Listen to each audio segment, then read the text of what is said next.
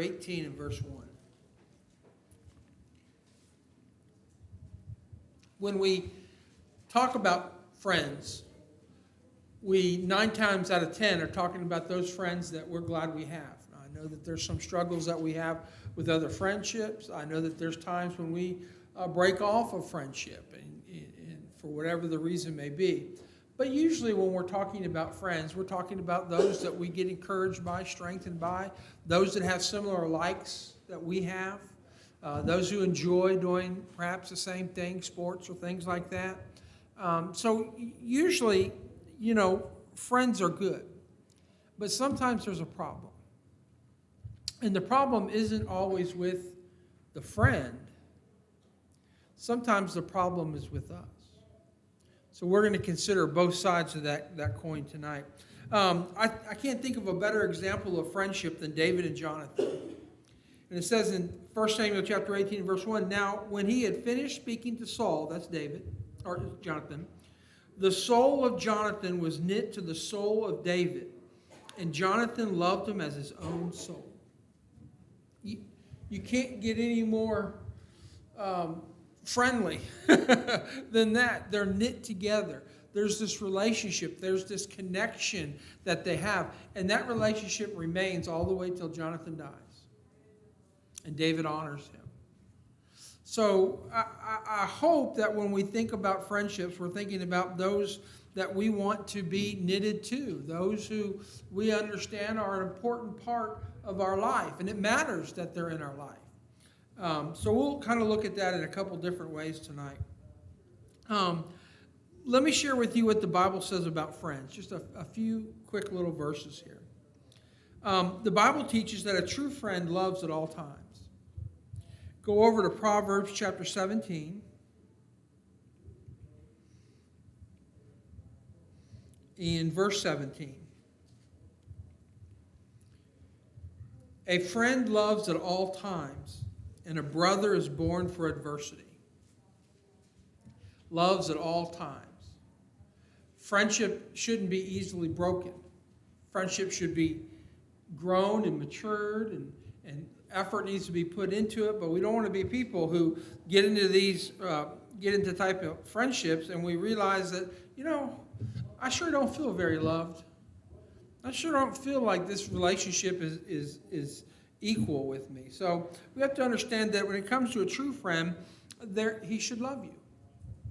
Here's the second thing. Friends influence our character. Cannot say this enough.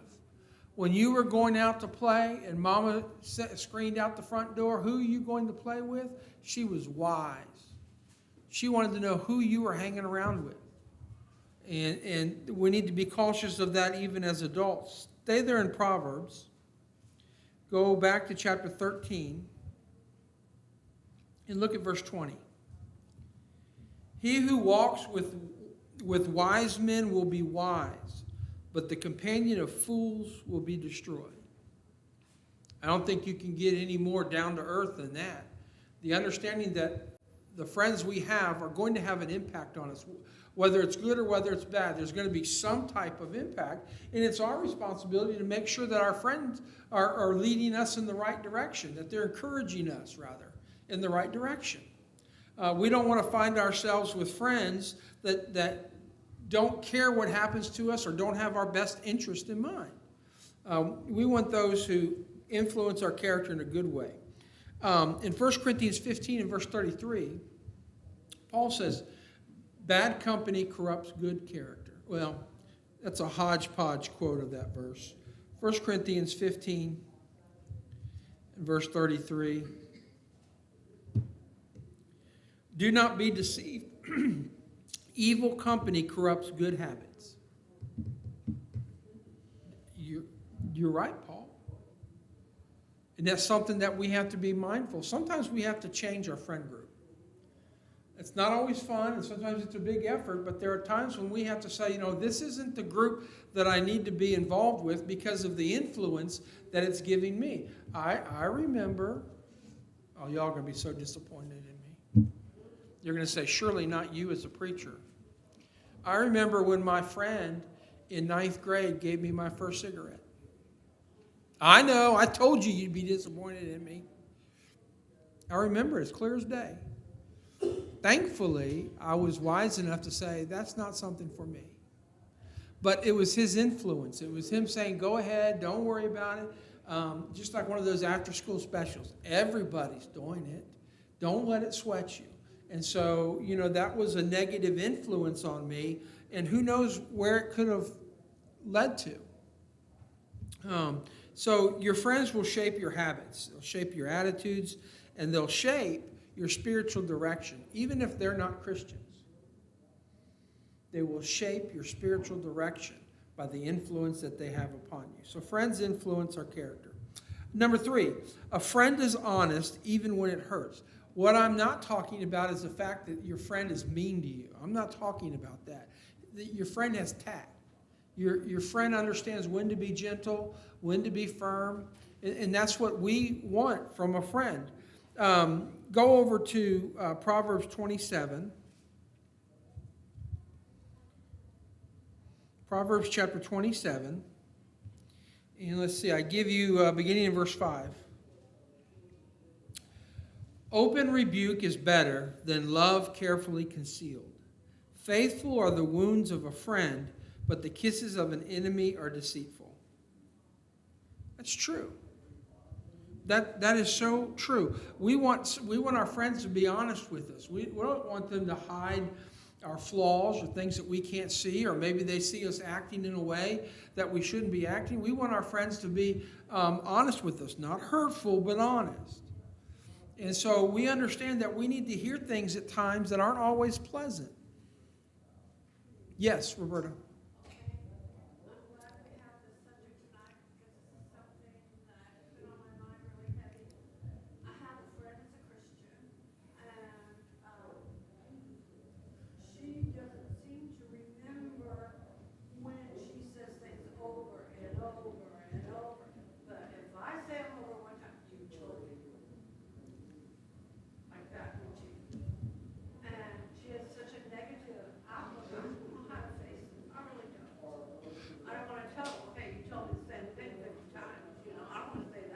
No. That's a tricky one. Sometimes you can say, oh, you've already shared that story with me. Didn't work. Well, then you need a baseball bat. And you need to... Oh, okay. You need a cold caller at 2 in the morning. Yeah. Well, I mean, other than sharing with her the understanding that you repeat yourself a lot, and, maybe there's an issue there, but... What was the second one? Oh, complaining. Sometimes we have to have separation from our friends. And I think that's the idea of good company. I mean, bad company corrupts good character. Sometimes we're going to have to, if we're around people who all they do is complain, you know what eventually is going to happen? We're going to become a complainer. It's true. She won't let you be around her? Well, good for you, Lisa. Now I know you're not at home complaining about the preacher. Man, Lisa, thank you so... Oh, Lisa's like, I didn't say that. I didn't say that. Yeah, I mean, if they're not willing to take your advice, then there's not much you can do. And you don't want to turn it into something where you're berating them or being hurtful to them. But sometimes honesty is hard for people to hear, and they don't always take it well.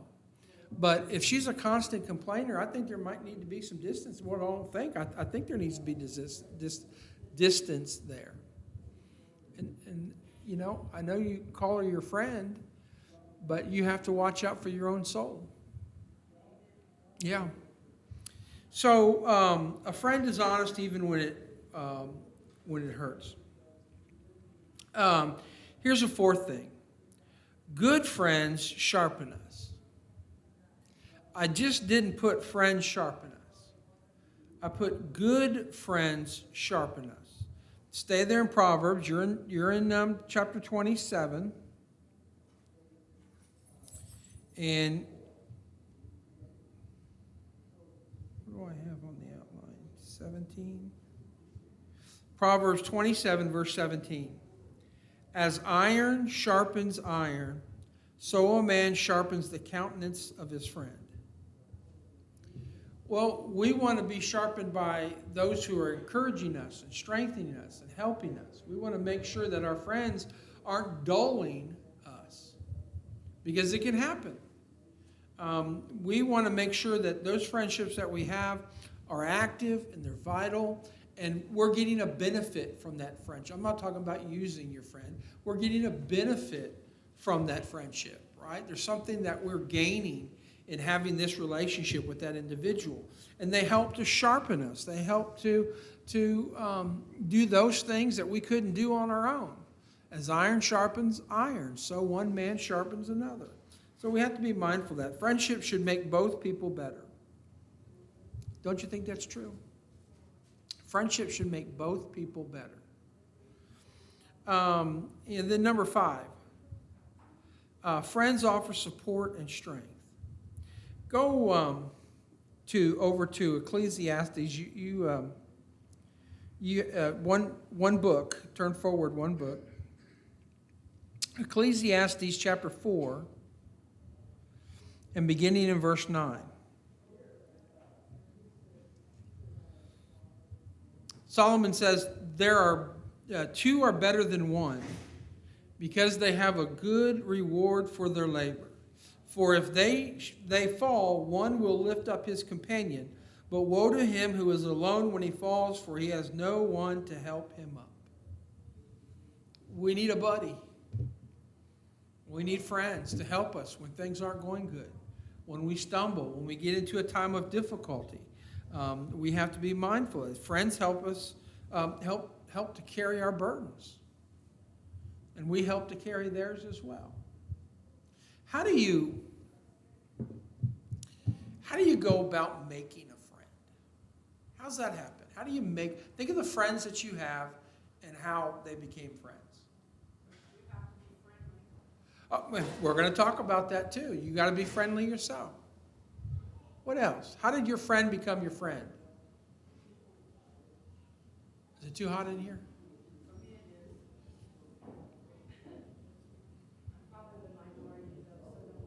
No, I'm hot too. How do you make a friend? Maybe you do the same things. Yeah.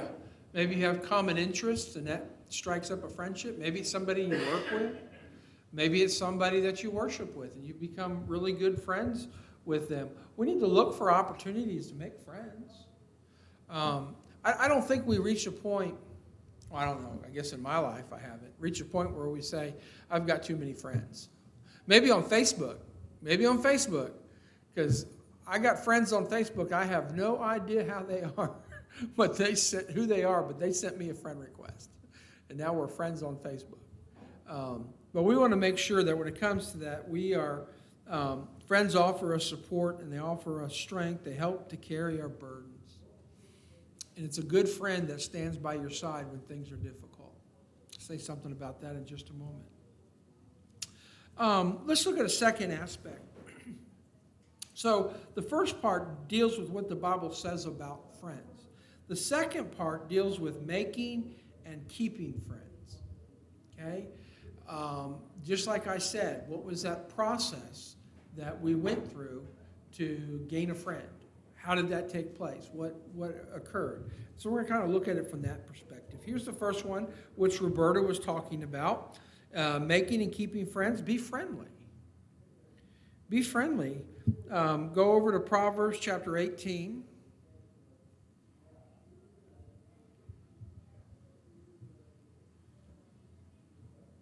Proverbs chapter 18, and beginning in verse 24. A man who has friends must himself be friendly, because there is a friend who sticks closer than a brother.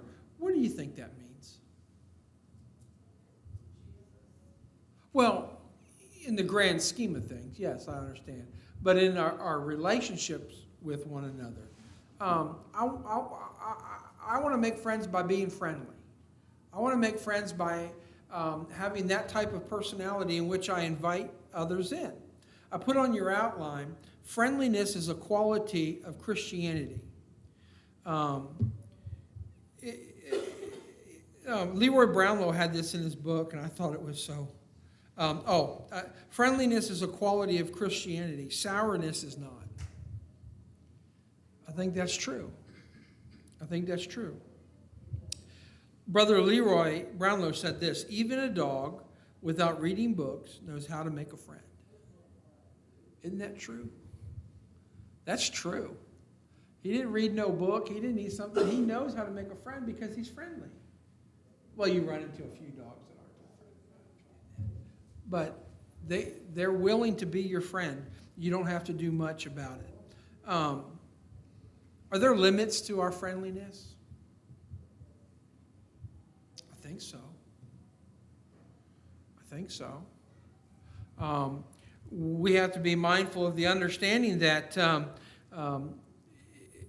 being friendly can oftentimes appear that we're willing to compromise. Well, I know this guy is involved in such and such, but man, I want to just be his buddy. I just want to be his friend. So we have to be cautious in how we use our friendliness. Did you have your hand up, Roberta? No? We have to be cautious. Here's a second thing: making and keeping friends. We should have humility to mix with all classes of people. I had somebody once tell me that he looked at his friend group and they were all from one specific type. He didn't have anybody out of his friend group that didn't deviate from that one type of personality that he had.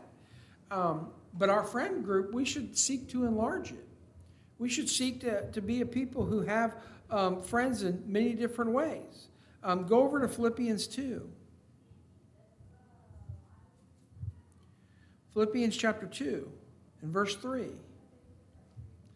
Let nothing be done through selfish ambition or conceit, but in lowliness of mind, let each esteem others better than himself. To make friends and keep friends, we don't want to give off this opinion that we're better than them.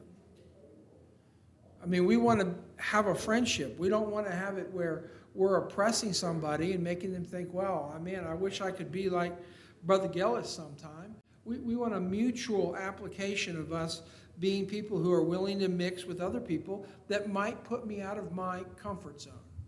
I'm not saying compromise with the gospel. I'm not saying that.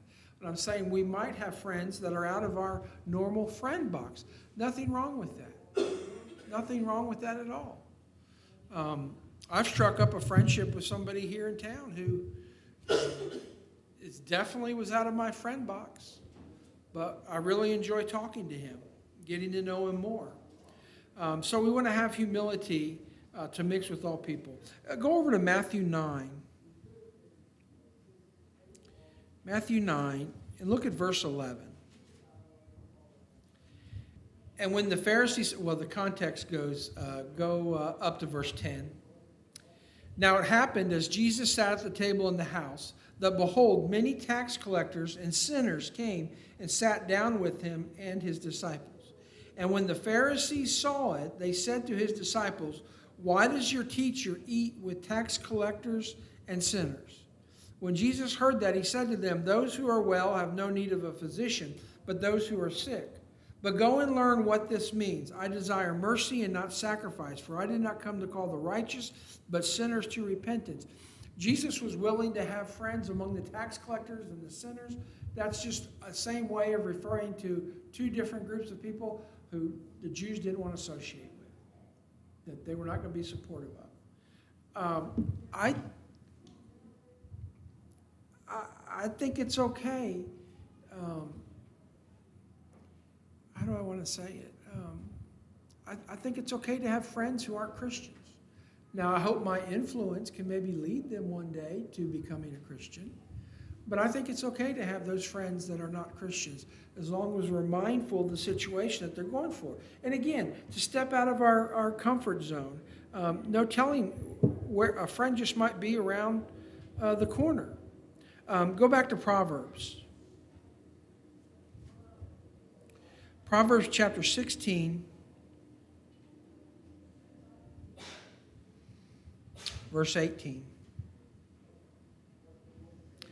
Pride goes before destruction, and a haughty spirit before a fall. Don't think too much of ourselves or we'll fall right on our face. Okay? We shouldn't think just because somebody is in a different class in society that we're somehow better than they are. It's not true. And we might be missing some good friendships that could come out of that. So we don't want to be snobby. Remember, we're talking about making and keeping friends.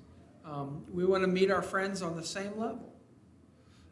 Do things. When I was a couple years out of high school, I worked with a law firm. I was a supply clerk. I did all the supplies for the company and for the firm.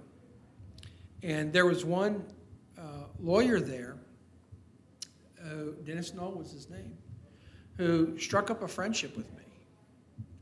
And it was very common for him in the middle of the day to come all the way down to the supply room in the middle of his workday and just talk to me.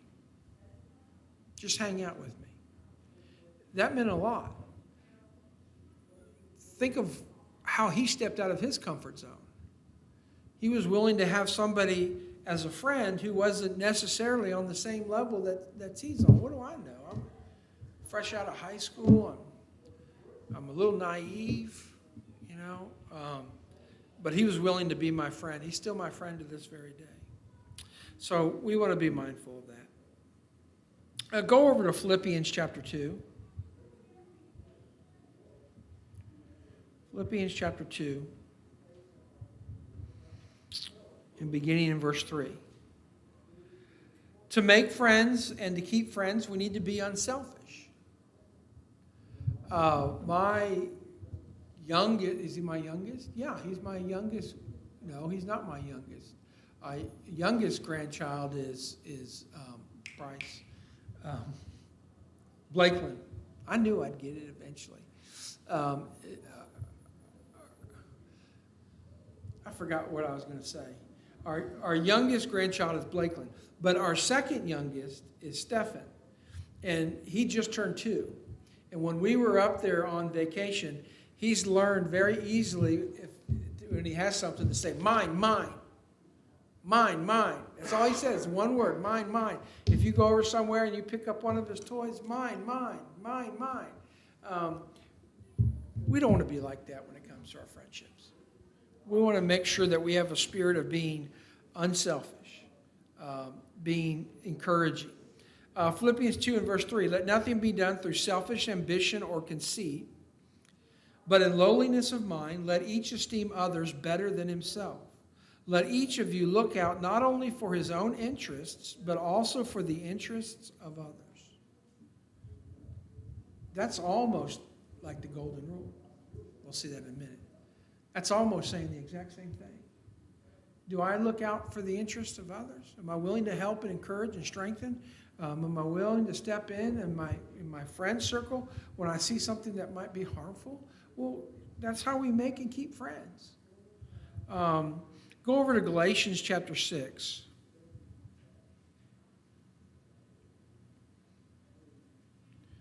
Galatians chapter 6 and verse 2. Of course, Paul is talking to the churches in Galatia. I'm pulling this out and looking at a single application.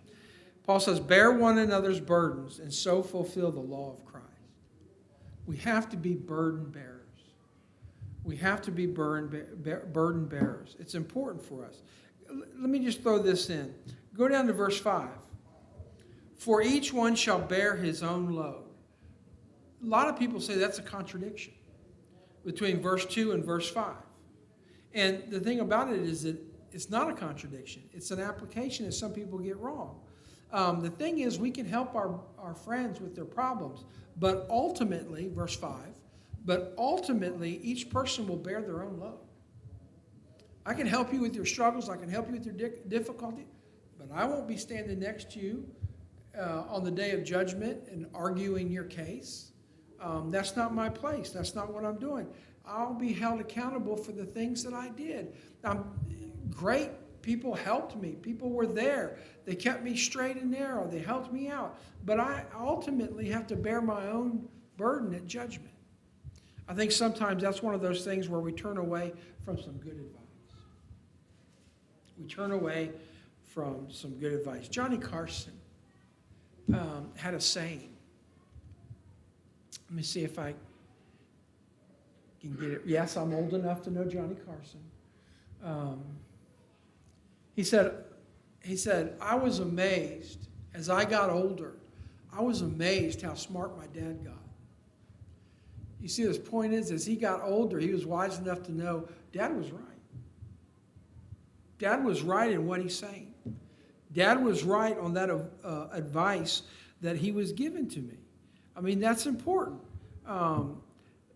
We want to be a people who are willing to do that, who are willing to grow with others and as they help us to see things that we might need to improve on. Number 4, we need to be honest if we want to make and keep friends. Ephesians chapter 4 and verse 25.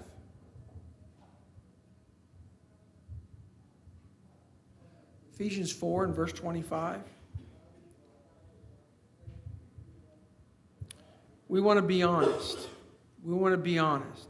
Therefore, putting away lying, let each one of you speak truthful with his neighbor, for we are members of one another. So clearly, Paul again is writing this to Christians and giving them an admonishment on how they should be, but it applies to friendships. It certainly applies to friendships. And so we want to be those individuals who we're honest with people. We're upfront with people. Like I said, we're not being haughty with them, but we're being honest with them because we have a love for them. Honesty is essential to make and maintain friendships. It's essential. Go over to Colossians 3 and verse 9.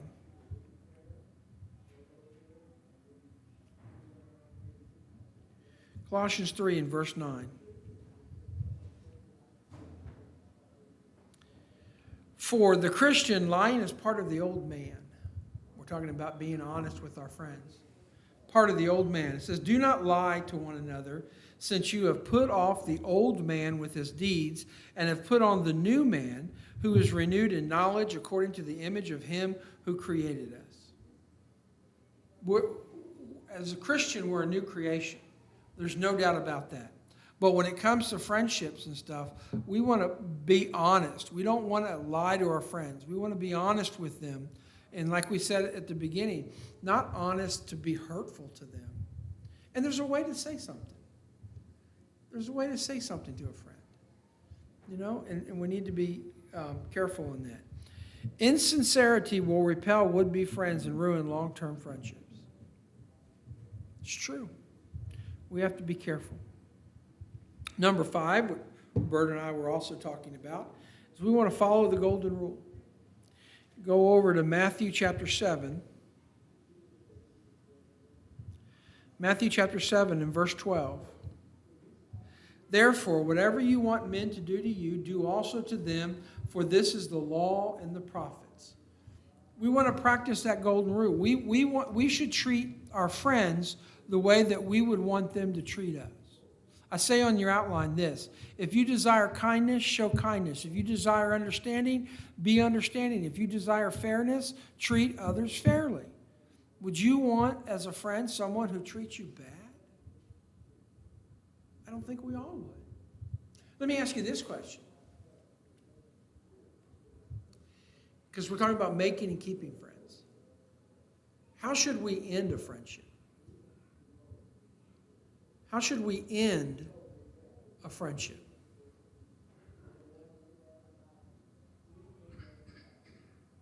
Bueller. You get that, Lisa, don't you? Nobody? You ever ended a friendship?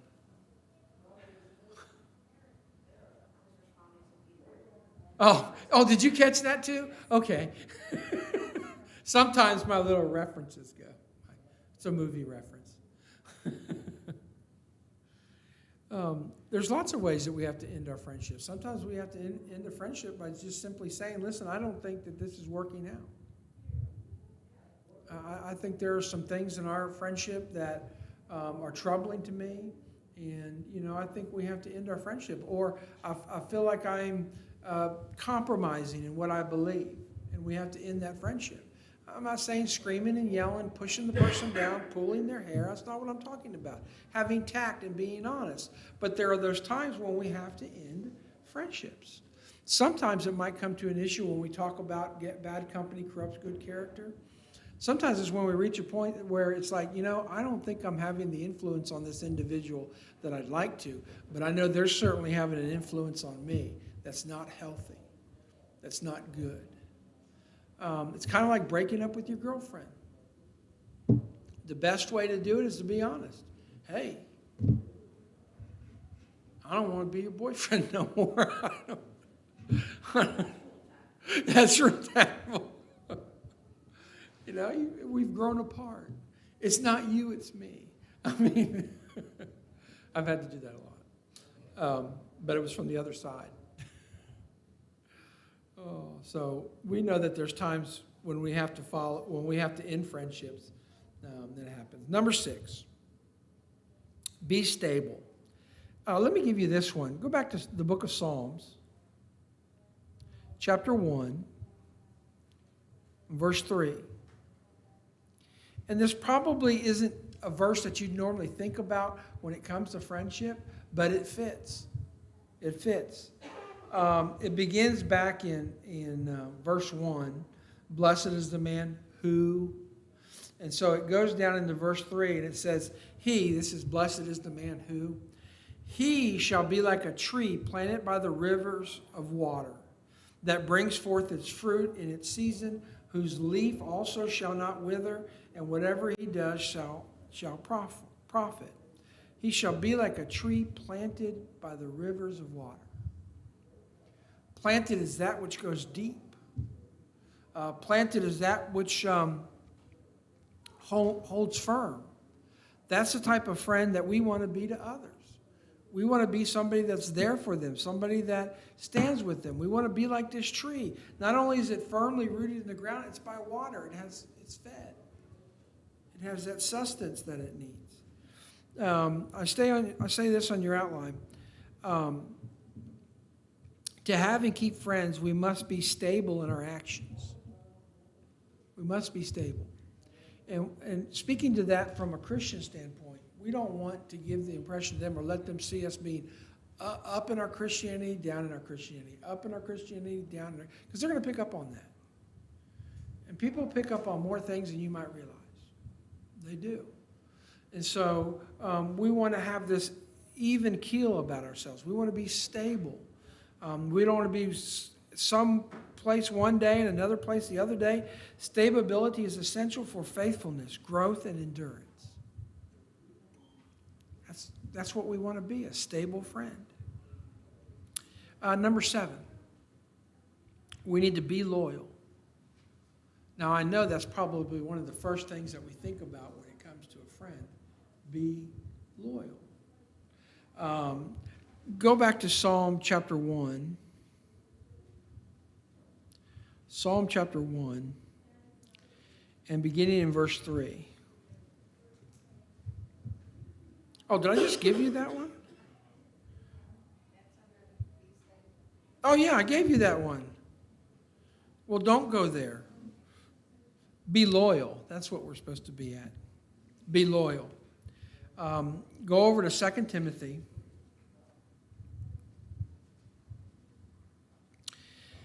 2 Timothy chapter 1, verse 16.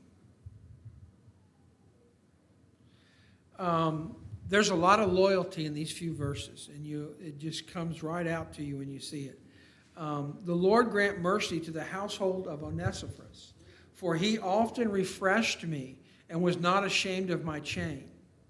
But when he arrived in Rome, he sought me out very zealously and found me. The Lord grant to him that he may find mercy from the Lord in that day. And you know very well how many ways he ministered to me at Ephesus. He was a loyal friend of Paul. Even while Paul was in chains, even when he was in the jail, even though accusations were being made about him, Onesiphorus was a loyal friend. I don't know if I could have in my circle of friends somebody who's not loyal to me. Somebody who isn't there, helping me. A friend will stay with you through thick or thin. And there's sometimes a lot of thick and thin. The other thing that I mentioned there is, I'll go over to Job chapter 19. The book of Psalms turned backward one book, Job. Job chapter 19, beginning in verse 13.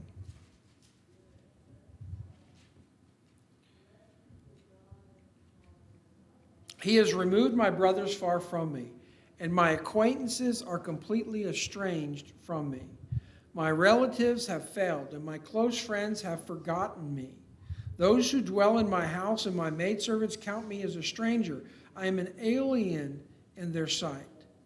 I call my servant, but he gives no answer. I beg him with my mouth. My breath is offensive to my wife, and I am repulsed to the children of my own body. Even young children despise me. I arise, and they speak against me. All my close friends abhor me, and those who I love have turned against me. So, did I give you verse 2? Yeah, I did. My bones clings to my skin and to my flesh, and I have escaped by the skin of my teeth. If there's one thing that Job needed in his adversity was friends, and they all abandoned him. They all left him. Job is the innocent party in this friendship. Job is the one who hasn't done anything wrong, but God is at work in a way that they weren't willing to see or understand. And so we want to have friends that are going to stick by us even when it might be difficult for them to do. And that's saying a lot sometimes. There may be times when we get ourselves in trouble. I'm not saying it was right getting in trouble, but we might get ourselves in trouble, and what we want is to know that they're there by our side. Not to encourage us to do something wrong, but to encourage us to do something right. We need loyalty. Number 8. Go over to 1 Thessalonians chapter 5.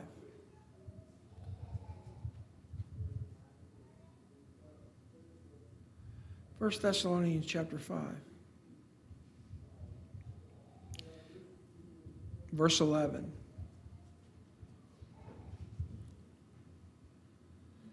Therefore, comfort each other and edify one another, just as you also are doing.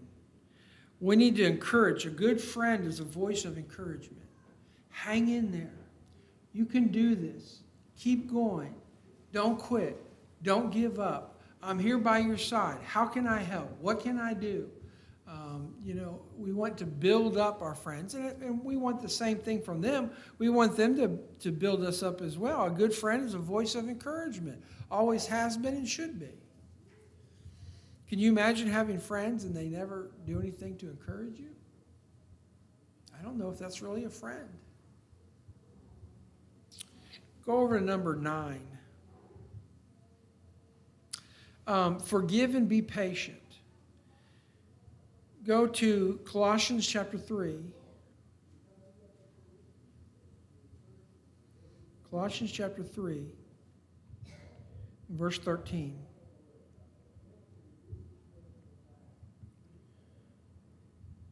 We want to be a people who forgive and are patient, bearing with one another, verse 13, and forgiving one another. If anyone has a complaint against another, even as Christ forgave you, so you also must do.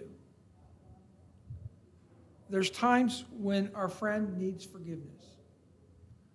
There's times when we as a friend need forgiveness. But we need to have these opportunities. We need to have this time where we understand that we're going to be patient with that individual, but if forgiveness is necessary, we're going to forgive. We're willing to do that. Patience keeps friendships from breaking over small things, over itty-bitty things. It's true. Well, they didn't compliment me on my jacket. Little things like that can harm a relationship. So we have to be aware of it. And number 10. Anybody have a piece of candy? I think my blood sugar is about as low as it can be.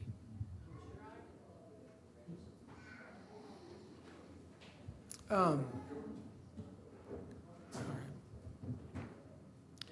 Be trustworthy. Proverbs 11 and verse 13. Oh, thank you. Thanks, Deidre. Oh. Let's see what I can do here.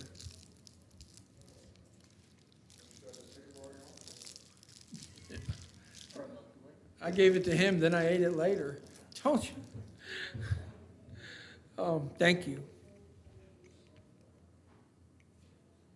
Go over to Proverbs chapter 11.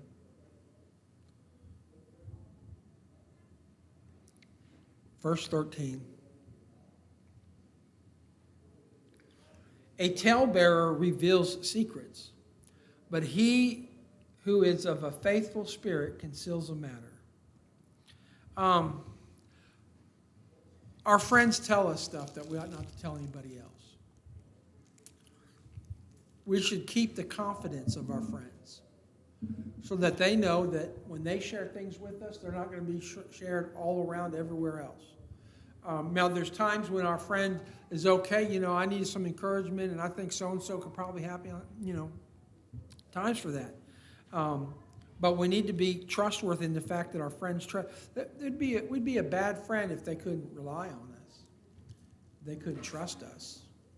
So we need to be careful of that. On your conclusion, I say this: a good friend reflects the character of Christ. Loyal, loving, truthful, and selfless. How are your friends? How are your friendships? Are they good for you? Or are they bad for you? How are you as a friend? Are you a good influence on them? Are you helpful to them? Or do you need some improvement? We all can work on things. Nothing wrong with that. But we want to be a people who are mindful that our circle of friends is going to have a great influence on us. Any questions? Comments? Nothing? All right. I'll let you all go early.